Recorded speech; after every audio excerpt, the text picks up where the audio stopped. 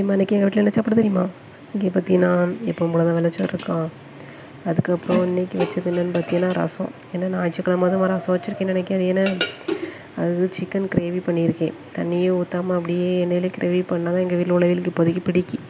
அதனால் கிரேவி பண்ணி வச்சுருக்கேன். அதுக்கப்புறம் ஒருத்தி சிக்கன் சாப்பிட மாட்டாலாம், அதனால் அவளுக்கு சோயா பண்ணி வச்சாச்சு. அதே கிரேவியில் கொஞ்சம் எடுத்து சோயா போட்டு வரட்டியாச்சு. அதுக்கப்புறம் எப்பவும் போல தான் கடுங்காப்பி கிடக்கா.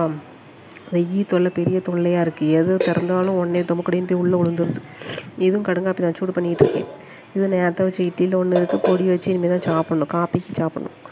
அதுக்கப்புறம் சிக்கன் நல்லா தான் இருக்குது, கிரேவி நல்லா இருக்குது. ஆனால் நமக்கு தான் அந்த ஓட்டப்புல்லாக இருக்குல்ல, அங்கங்கே போய் சொருவிக்கிடுதா. அது வேறு எரிச்சலாக இருக்குது சாப்பிடுறதுக்கு. ஆனால் கிரேவி நல்லா இருக்குது. சிக்கன் கறி சாப்பிட்றதுல இது ஒரு பிரச்சனை.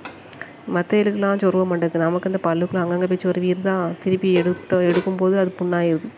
அடுத்து பார்த்திங்கன்னா இந்த நெல்லிக்காய் வச்சுருக்கேன். நேற்று